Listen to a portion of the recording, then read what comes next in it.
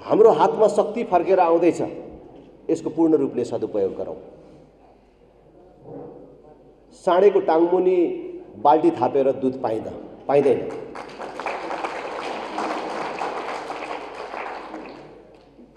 साँडेको टाङमुनि बाल्टी लगेर गएर साँडेले दुध दिएन भनेर साँडेलाई फका फका सुमसुम्या त बाबु भनेर छोरालाई सगाई मागेर सुमसुम्याउँदा दुध दिन्छ र? दिँदैन। यसले त बदमास गर्यो, एक दुई सिर्कना लाउनु पर्यो भने सिर्कना लाए पनि दिँदैन, किनभने साँडेको धर्म नै दुध दिने होइन। आज यी पार्टीहरू त्यही भए कि यिनीहरूलाई जतिचोटि तपाईँले भोट दिए पनि अब देश बनाउँदैनन्। संसारमा 16-17वटा मात्रै देश भएको बेला नेपाल भन्ने देश थियो। जुन बेला नेपाल भन्ने देश थियो त्यसबेला आजको भारत बनेको थिएन, अमेरिका बनेको थिएन।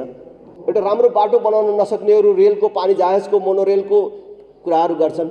हरेक व्यक्ति जो यात्रा गर्छौं राज्यको कति नोक्सान भइराखेको होला। प्रत्येक दिन मेरो आफै जाममा 1 घण्टा खेर जान्छ कम्तीमा। देश बनाउने हो भने यो राजा नहटाइ हुँदैन भनेर भन्थ्यो। आज राजाले ठाउँ छोडिदिएको, फेरि पनि भन्छु 15 वर्षको हो राजा नभएको। देशमा गणतन्त्र आएको, यिनीहरूको तन्त्र चलेको यो 15 वर्षमा हिजो राजालाई दिने सुविधा त आजको राष्ट्रपतिलाई पनि दिनुपर्ने रहेछ, अझै बेसी दिइरहेको छ। हामीले नेताहरूलाई र पार्टीहरूलाई जति दोष दिन्छौं उनीहरूलाई भोट दिने हाम्रो हात पनि उत्तिकै दोषी छ भन्ने कुरा हामीले बिर्सनु हुँदैन। चुनाव आएपछि हामी के भन्छौं? नेता चाहिँ ठिक होइन, यो बदमासै हो, चोरै हो पनि भनेर भन्दिने, अझै झरेरै भन्दिने, चोरै हो तर के गर्नु, आफ्नो पार्टीको पर्यो। म आज यी नेताहरूले देश बर्बाद गरे, खत्म गरे, यिनीहरूलाई जुत्ताको माला लाउनुहोस्, यिनीहरूलाई मोसो दल्नुहोस्, बाटो छेक, यिनै नेता यिनै पार्टी भनौँ, त्यति भन्दा तपाईहरुले बुझिहाल्नुहुन्छ। यो हात भन्दा, यो 5 औँला भन्दा बढ्ता छैनन्, घटी छ, यतिमा छन् हैन? यिनै पार्टी र तिनका यति नै नेतालाई हामीले कतिचोटि थपिदियो अथवा कति वर्ष थपिदियो भने चाहिँ यिनीहरूले देश बनाउँछ होला हैन? मानिलिउँ बडो आदरपूर्वक भनौँ, शेरबहादुर देउवालाई अब कतिचोटि अथवा कति वर्ष चाहिँ थपिदियो भने उहाँ देश बनाउन सक्षम हुनु होला त? प्रचण्ड उहाँहरूलाई कति वर्ष र कति कार्यकाल थपिदियो भने चाहिँ यो देश बन्छ होला त? त्यसकारण मैले भन्छु तपाईहरुलाई, अब बेला आयो। वैशाख 30 गते स्थानीय तहको निर्वाचन छ, तर हाम्रो सामान्य आँखाले देखे जस्तो अहिले देशको अवस्था सामान्य होइन। अहिले सरकारका तीनटै अङ्गहरू काम नलाग्ने भएका छन्। मैले नेपाली कांग्रेसको महाधिवेशनमा शुभकामना दिने क्रममा पनि भनेको थिएँ कि अदालत अदालत जस्तो छैन, संसद संसद जस्तो छैन, सरकार सरकार जस्तो छैन। यो सामान्य कुरा होइन। त्यसमाथि पनि आज हामी आन्तरिक रूपमा मात्र होइन, बाह्य जगतमा समेत विश्वसनीयता गुमाएको मुलुकको रूपमा परिचित छौं। नेताहरूले, ठूला राजनीतिक पार्टीहरूले वैदेशिक सम्बन्धलाई सत्ता चढ्ने सिँढीको रूपमा प्रयोग गर्दाखेरि आज शक्ति राष्ट्रहरूको रणनीतिक प्रतिस्पर्धा स्थलमा मुलुक परिणत भएको छ। कुन बेला के हुन्छ भन्न सकिने अवस्था छैन। तपाईहरुले सुन्नुभएको छ, बैंकमा पैसा छैन, भएको पैसा पनि लगानी गर्न नमिल्ने अवस्था बनाएर राखिएको छ। राष्ट्रिय ऋण यो 4 वर्षभित्रमा संघीयता कार्यान्वयन भएपछि दोब्बर भन्दा बेसी भएर गएको छ। करको दर र दायरा कुन प्रकारले यो 4 वर्षभित्रमा वृद्धि भयो अथवा यो 5 वर्षभित्रमा यो वृद्धि भयो तपाईहरु सबलाई थाहा छ। 4-5 वर्ष अगाडि खास गरी यो संघीयता कार्यान्वयन हुनुभन्दा अगाडि हामीले के कुरामा कर तिर्नुपर्छ भनेर सोच्नु पर्थ्यो। तर आज कुन चाहिँ त्यस्तो कुरा होला जसलाई करले छुदैन। यसरी करको दायरा बढेको छ भने दरको कुरा त धेरै ठाउँमा तपाईहरुले सुन्नु भएको छ। पहिले 17 रुपैयाँ तिर्नुपर्ने ठाउँमा अहिले 7,000 सम्म तिर्नुपर्ने अवस्था सृजना भएको छ। यति धेरै ऋण उठाएर र यति धेरै कर तिरेर हामीले के पायौं, देशले के पायो तपाईहरु सबले देख्नु भएको छ। आज म भन्न आएको छु, हामी भन्न आएका छौं प्रजातन्त्र, लोकतन्त्र, गणतन्त्र जे भने पनि 2046 सालको राजनीतिक परिवर्तन पछिको राजा ज्ञानेन्द्रले देशमा जुन बेला हत्या, हिंसा, आतंक तीव्र रूपमा बढेर गएको थियो, तत्कालीन राजनीतिक दलहरूले आवधिक निर्वाचनसम्म गर्न नसकेर सबै जनप्रतिनिधिमूलक संस्थाहरू जनप्रतिनिधिविहीन अवस्थामा पुगेको थियो। भ्रष्टाचार चरम चुलीमा पुगेको थियो।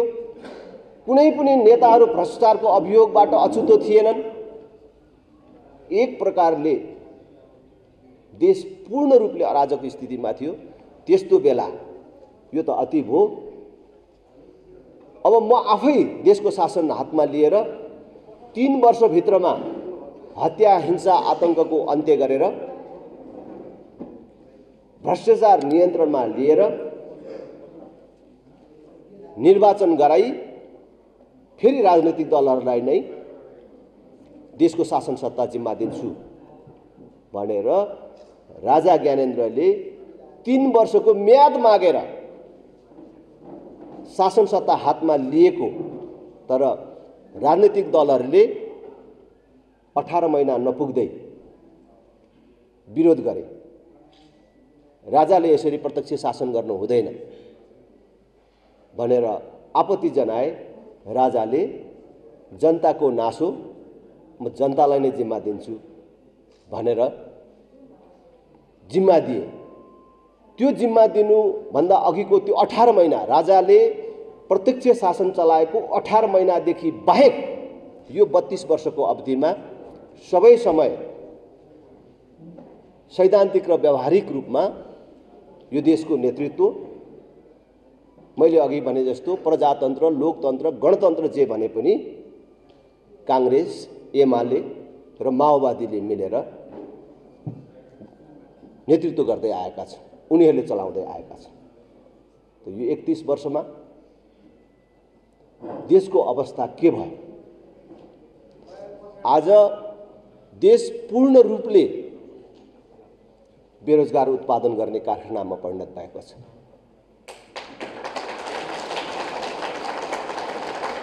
जुन देशको जनसङ्ख्या 3 करोड पुगेको छैन भनेर भनिन्छ, त्यो देशको 50 लाख भन्दा बेसी युवाहरू वैदेशिक रोजगारीमा छन्।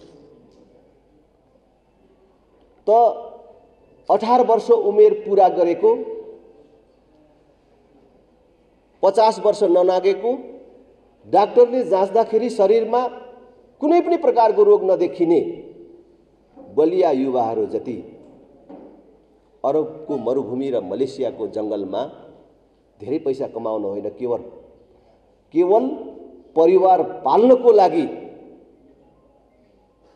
रगत पसिना बगाउन बाध्य छन् र त्यो ठाउँमा छन् भने देशको अवस्था के होला? देश कसरी चलिराखेको होला? त्यहाँ दिल्ली, पंजाब, गुजरात लगायत भारतको विभिन्न प्रान्तमा जाने युवाहरूको त संख्या नै कसले हिसाब राखेको होला त्यसको? भने देश एउटा गम्भीर अवस्थामा छ र देश एउटा असफल राष्ट्रको बाटोमा छ। यो सामान्य अवस्था हो। त्यसकारण प्रबुद्ध काठमाडौँ महानगरवासी यो राजधानीवासी तपाईहरुलाई अपिल गर्न चाहन्छु, हामीलाई पर्खने समय छैन। एक चुनाव हेरौं न त भन्ने समय छैन। कुनै कुनै बेला हामीले कांग्रेस कम्युनिस्ट माओवादीहरूले देश पायो भने यस्तै बनाउँछ भन्ने कुरा जानेरै हामी जस्ता मानिसहरूले सुरुदेखि नै फरक मत राखेर बस्यौं र त्यो फरक मत बिन्दुमा पुर्याए। यो 31 वर्षमा कयौं देशहरू उठेर कहाँबाट कहाँ पुगिसके। आज हामी कहाँ छौं? एउटा फोहोर मैलाको राम्रो व्यवस्थापन हुन सक्दैन, एउटा सडक जामको राम्रो व्यवस्थापन हुन सक्दैन, एउटा राम्रो बाटो बनाउन नसक्नेहरू रेलको, पानी जहाजको, मोनोरेलको कुराहरू गर्छन्। धरातलीय यथार्थ उनीहरूलाई थाहै छैन। यी राजनीतिक दलहरू 31 वर्षदेखि जनताकै मत लिएर सत्तामा त छन्, तर जनतादेखि यति टाढा छन् कि तपाईहरुले अस्ति भिरकुटी मण्डपमै देख्नुभयो। नेताहरूलाई त मैले त्यहाँ गाली गर्न भनेको होइन नि, मैले यसो फर्केर हेरेँ र तपाईहरु पनि सम्झिनुस् त्यो दिनको दृश्य है। नहेर्ने कोही हुनुहुन्न, मलाई जहाँसम्म लाग्छ। त्यहाँ जति नेताहरू हुनुहुन्थ्यो त्यति मान्छे मात्रै सुध्रिनु हो भने यो देश सुधार्नलाई कसैले रोक्न सक्छ? सुध्रिनलाई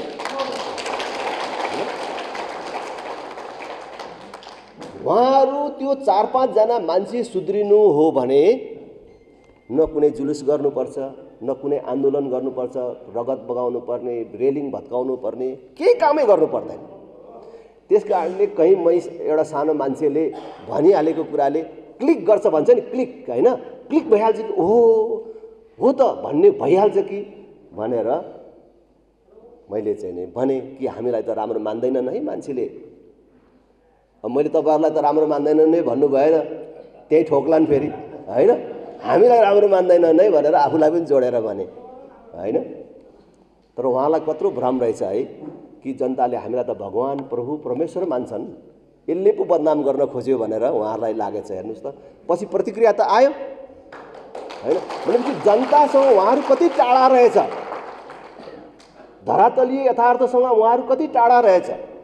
आज हामीलाई रेल चाहिएको हो र हामीलाई त 4 लेन बाटो चाहियो, हामीलाई पानी जहाज चाहिएको हो र यहाँको सडक जाम खुलाउने कुनै विधि चाहियो। यो रिङ रोड बनाउँदाखेरि 1-2 वटा दुलोहरू बनाउनु पर्छ, माथि माथि कुद्ने 1-2 वटा फ्लाइओभर ब्रिज बनाउनु पर्छ भनेर डिपिआर गर्दाखेरि यिनीहरूको बुद्धिमा त्यस्तो कुनै आएन। सामान्य कुरा हैन। आज कोटेश्वरको जाम हामीले बिहोर्नु पर्थ्यो, यो बुवारखु पर्तिरको अर्को 7 बाटोको जामहरू हामीले बिहोर्नु पर्थ्यो। सामान्य कुरा। हाम्रो जीवन कति सहज हुन्थ्यो। आज हरेक व्यक्ति जो यात्रा गर्छौं राज्यको कति नोक्सान भइराखेको होला। प्रत्येक दिन मेरो आफै जाममा 1 घण्टा खेर जान्छ कम्तीमा भने तपाई सबैको त्यतिकै गइरहेछ। हाम्रो उर्वर समय यिनीहरूको अव्यवस्थाको कारण, अक्रमण्यताको कारण ध्वस्त भइराखेको छ र आगामी दिनमा पनि यिनीहरूले योलाई ठिक लगाउँछन्, यो काम ठिक ढंगले बढाउँछन् भन्ने कुनै सपना र योजना देख्नु भएको छ? हामीले 31 वर्षदेखि सपना शून्य, योजना शून्य मानिसहरूको पछि लाग्यौं। उनीहरूले जम्मा राजाको विरोध गरेर राजनीति गरे। आज राज संस्था नभएको 15 वर्ष हो। राजा महँगो रहेछ कि राष्ट्रपति महँगो रहेछ यो कुरा थाहा भयो। काठमाडौँतिर के भन्थे थाहा छैन, राजाको विरोध गर्दाखेरि अरू कुरा भन्थे होलान्। हाम्रो गाउँघरतिर कांग्रेस कम्युनिस्टहरू हामीले तिरेको सबै तिरो जति राजा र राजाको परिवार पाल्नमै खर्च हुन्छ, अलिअलि उब्रेको पैसा पनि स्विजरल्यान्डको ब्याङ्कमा लगेर राखेको छ, अनि कसरी देश बन्छ भनेर भन्थे। त्यो स्विजरल्यान्डको ब्याङ्कमा राखेको पैसा मात्रै फर्काएर ल्यायो भने प्रत्येक मान्छेलाई 4-4 बिघा जग्गा र 5-5 तोला सुन पुग्छ भनेर भन्थे। अनि यस्तो सेतो हात्ती पालेर राख्ने, देश बनाउने हो भने यो राजा नहटाइ हुँदैन भनेर भन्थ्यो। आज राजाले ठाउँ छोडिदिएको, फेरि पनि भन्छु 15 वर्ष भयो राजा नभएको। देशमा गणतन्त्र आएको, यिनीहरूको तन्त्र चलेको यो 15 वर्षमा हिजो राजालाई दिने सुविधा त आजको राष्ट्रपतिलाई पनि दिनुपर्ने रहेछ, अझै बेसी दिइरहेको छ।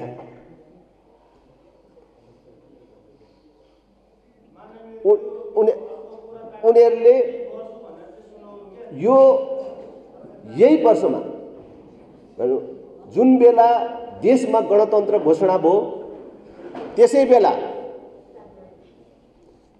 बेला उनीहरूले राजपरिवारको सम्पत्ति खोजबिन गर्ने एउटा समिति बनाए। संयोगले त्यो समितिको संयोजक मसँगै चुनाव लड्नुभएका नेपाली कांग्रेसका नेता कृष्णप्रसाद सिटौला हुनुहुन्थ्यो। स्विजरल्यान्डको बैंक र अन्य बैंकहरूमा राजपरिवारको नाममा कति पैसा रहेछ त्यो सबै कुरा देख्न पाइयो। भनेको उनीहरूले आफ्नो राजनीति पूर्ण रूपले राज संस्थाका प्रति घृणा फैलाएर राज संस्थाका प्रति आम जनतामा वितृष्णा पैदा गरेर आफू सत्तामा आउने सिँढीको रूपमा मात्रै प्रयोग गरेका रहेछन्। उनीहरूको कुनै सपना र योजना रहेनछ भन्ने कुरा प्रमाणित भएको छ। त्यसैले मैले संक्षिप्तमा तपाईहरुलाई के भन्न चाहन्छु भने जसलाई हामीले 31 वर्ष मौका दियौं, हेर्यौं, उसबाट केही प्राप्त गर्न सकिएन। अब फेरि उसैलाई हामीले मद्दत गरेर, उसैलाई बलियो बनाएर, उसैलाई भोट दिएर अगाडि जाने कोसिस गर्नु भनेको हामी आफै बर्बाद हुने कुरा मात्र होइन, हामीले हाम्रो भावी सन्तति र हाम्रो राष्ट्र नै बर्बाद गर्ने काममा सहभागी हुने काम हुन्छ। त्यसकारणले अब त्यो गल्ती गर्ने छुट हामी कसैलाई पनि छैन। अहिले देशका बुद्धिजीवीहरू, आम नागरिकहरू जहाँ जाँदा पनि वर्तमानप्रति असन्तुष्टि व्यक्त गर्नुहुन्छ। तर हामीले नेताहरूलाई र पार्टीहरूलाई जति दोष दिन्छौं, उनीहरूलाई भोट दिने हाम्रो हात पनि उत्तिकै दोषी छ भन्ने कुरा हामीले बिर्सनु हुँदैन। जब चुनाव आउँछ, चुनाव आएपछि हामी के भन्छौं?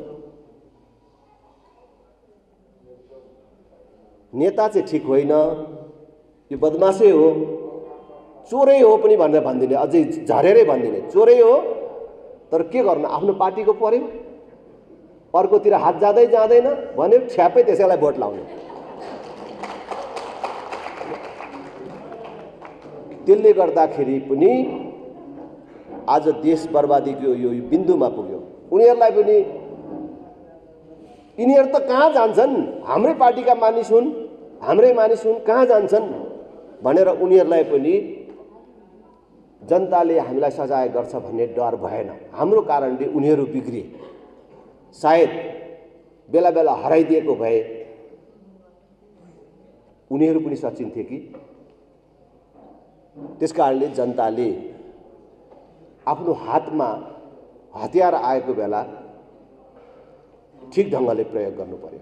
त्यो 5 वर्षमा एकचोटि आउँछ। म आज यी नेताहरूले देश बर्बाद गरे, खत्म गरे, यिनीहरूलाई जुत्ताको माला लाउनुस्, यिनीहरूलाई मोसो दल्नुस्, बाटो छेक्नुस् भन्न आएको होइन। आउने चुनावमा जानी जानी यस्ता भ्रष्ट नेताहरूलाई भोट नदिनुस् भन्न आएको। त्यही तपाईले खुकुरी तरबार चलाएको भन्दा पनि ठूलो सजाय त्यही हुन्छ। गन्दा थाहा पाउन्, आहा बर्बाद भएछ भन्ने होस्। हेर्नु लु, हामी अहिले चाहिँ नि राप्रपा भएर होइन, कांग्रेस एमाले माओवादी भएर पनि होइन, कुनै दलको भएर होइन, एउटा सामान्य नागरिक भएर सोचौं। यिनै नेतालाई, यिनै पार्टीलाई भन्दाखेरि तपाईले पार्टी पनि सम्झिहाल्नुभयो, नेता पनि सम्झिहाल्नुभयो। कति उहाँहरूको नाम लिनु, राजेन्द्रले जहाँ गए पनि दिनमा 12 चोटि हाम्रो नाम लिन्छ अरे भन्छ। अब अहिले त पुरा सूचना प्रविधिको युग छ, लगेर देखाइदिएला है। पुरा तपाईँहरूको बदनाम गर्न राजेन्द्र कुदिरहेको छ भनेर अब यिनै नेता यिनै पार्टी भनौँ, त्यति भन्दा तपाईँहरूले बुझिहाल्नुहुन्छ। यो हातभन्दा यो 5 औँलाभन्दा बढ्ता छैनन्, घटी छ, यतिमा छन् हैन। यिनै पार्टी र तिनका यति नै नेतालाई हामीले कतिचोटि थपिदियो अथवा कति वर्ष थपिदियो भने चाहिँ यिनीहरूले देश बनाउँछ होला हैन। मानिलिउँ बडो आदरपूर्वक भनौँ, शेरबहादुर देउवालाई अब कतिचोटि अथवा कति वर्ष चाहिँ थपिदियो भने उहाँ देश बनाउन सक्षम हुनु होला त। कोही काङ्ग्रेसको साथीहरू हुनुहुन्छ, कोही काङ्ग्रेसी जनले भन्न सक्छ अब शेरबहादुर देउवालाई 5 वर्ष दियो भने चाहिँ अब यो देश बन्छ भनेर, अथवा केपी ओली, प्रचण्ड, उहाँहरूलाई कति वर्ष र कति कार्यकाल थपिदियो भने चाहिँ यो देश बन्छ होला त। त्यसकारण मैले भन्छु तपाईहरुलाई, अब बेला आयो। वैशाख 30 गते स्थानीय तहको निर्वाचन छ। यही वर्षभित्र भनेको यो 1 वर्षभित्र मङ्सिर अथवा अर्को चाहिँ फागुनमा प्रदेश तथा प्रतिनिधि सभाको पनि निर्वाचन हुँदैछ। हाम्रो हातमा शक्ति फर्केर आउँदैछ, यसको पूर्ण रूपले सदुपयोग गरौँ। साँडेको टाङमुनि बाल्टी थापेर दुध पाइँदैन।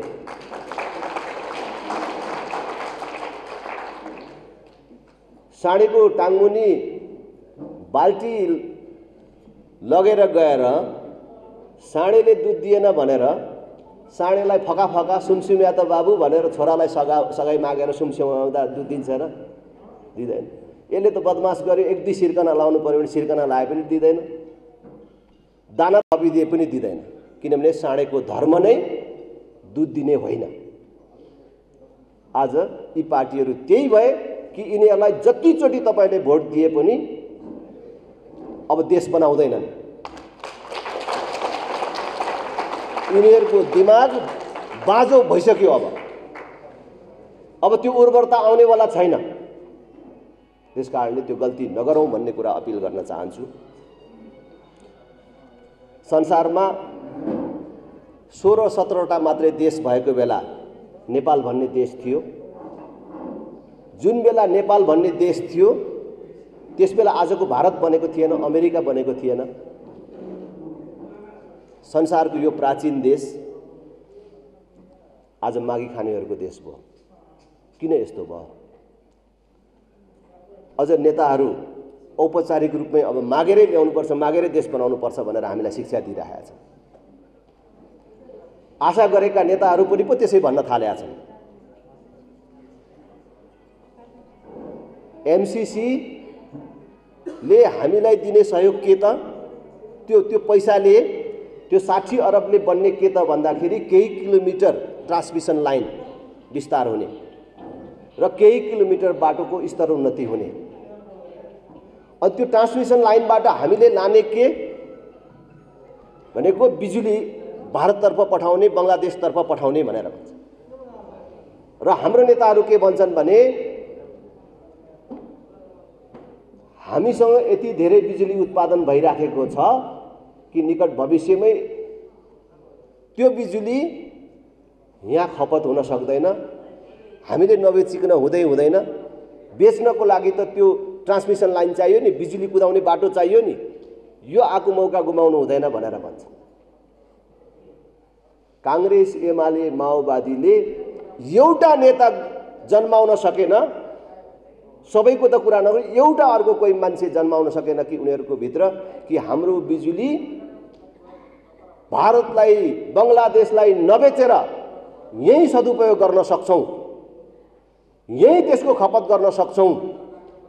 हामी अब हाम्रा सबै गाडीहरू बिजुलीबाट चल्ने व्यवस्था मिलाउँछौं, बिजुलीबाट चल्ने गाडी मात्रै ल्याउने व्यवस्था मिलाउँछौं।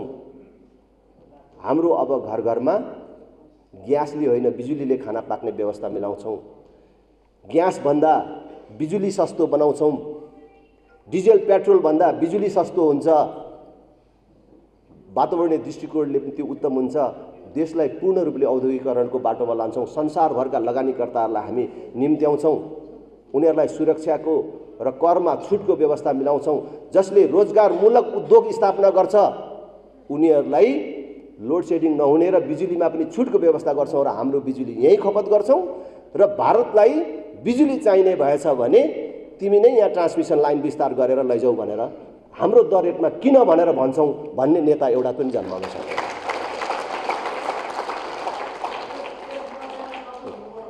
त्यसकारण मैले फेरि तपाईलाई